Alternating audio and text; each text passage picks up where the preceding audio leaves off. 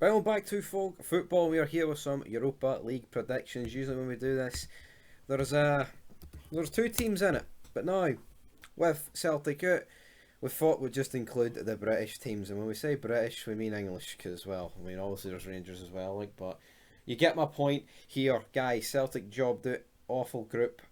From their perspective. But first of all, we'll kick off with Rangers. And what do you make of the COVID breach, big man? I've already gave my thoughts on it on my channel, so you give it here. Well, give us a wee bit of detail on the breach. Five players, mate, right? Apparently, they were, I mean, I say having a party. They were having pizza in someone's house, and the delivery driver tied it on them. Sungu, Patterson, Bassey, and two youth team players. What do you make of that? Well, first of all, I think the delivery driver deserves to be kneecapped. His touts out, you know what I mean? If you're touting, you should be out it, so...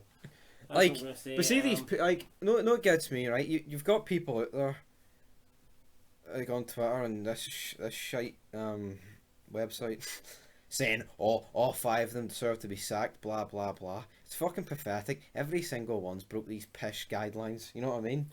Yeah, the only difference is these guys have been caught doing it. I mean, hold on, are you telling me all these footballs were all their money and they've actually been obeying the laws and sticking within their fucking bubbles? I know, it's a top fuck. It's in a year? Load of shite. And that's what gets me. If these ones are all out training in the same bubble, well, why can't they all be in the same house? I mean, you tell me all these guys haven't been going to their fucking holidays and all this shit? No danger. Surely Griffiths had a birthday party in like November? No one cared a bit, but anyway, is that it? Is that all you've got for us? Well, I mean, yeah, I think it's a joke. I don't think there's much of a deal to be made. I know a lot of Celtic fans are saying that the punishment on Rangers has been lenient, and back in the day when Bolinagley got the suspension or whatever, he got fined. And well, no, these ones are getting fined and suspended. Well, there you go then. I mean, to me, it's what it is. The delivery driver should be shot, and that's it.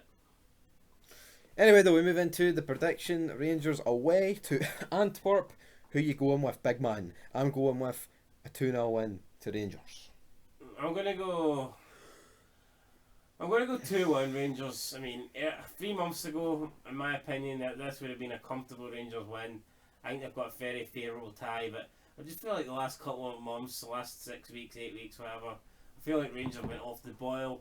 Albeit in most games they're still picking up their wins, but the performances aren't really there, and the goals aren't really there either. They just seem to be getting across the line in games rather than dominating like they were earlier in the season. So I'm going to go with 2-1. I think Rangers will win, but I think it will be by the odd goal. Either way, I mean, I'd be really surprised if Rangers do not make it through this this round. I think over 2 legs will be far too strong for Antwerp. Yep, and now we're going to do the English teams. We're just going to fly through these. Real Sociedad against United. It's at a neutral location. I'm going to go with United to win 2-1. Neutral location, but it's 2-legged? Yeah. Where's the second leg? It'll probably be in England. It just depends on wherever the home country's fucking guidelines are. So if United went to Spain, they wouldn't be allowed to come back 14 days. They'd have to isolate and shit. I'm going to go Man United as well. I mean, they do have the superior squad, like there's no doubt about that.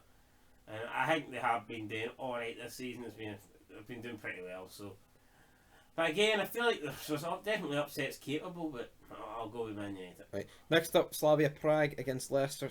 That was the team who pumped Celtic in it, or was that Sparta Prague? Or I'm pretty sure it was these ones.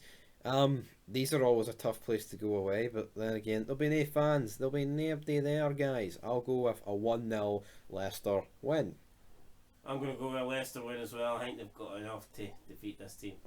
Next up, we've got Wolfsburger AC against Tottenham. Tottenham are pish, Bale's pish, but they can't be as pish as this team. I'm going 4-1 Tottenham. Yeah, I mean, Tottenham should have more than enough to beat this team, but you never know with Tottenham.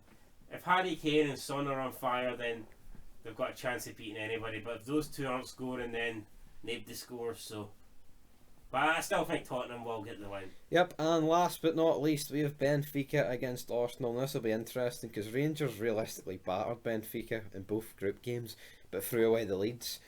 So what will Arsenal do? I'm going with, well, this is in Portugal. Well, no, it's a neutral location. Alright, does it fucking matter, man? No. I'm going to go with a one each draw because Arsenal just aren't very good, but Benfica aren't really that good either. Same, I think maybe a 1-1 draw is probably a bit the fair result. You're just going to say copy everything I say because you want to go to bed? No. Nope. I'm going to go 1-1. I think Arsenal overall will qualify from the tie. I think Arsenal will win when they get them back at the Emirates, but I think away from home, I think a scoring draw sounds about right, and I'm going to go with a 1-1. Till then, guys, we'll be back tomorrow for the review show.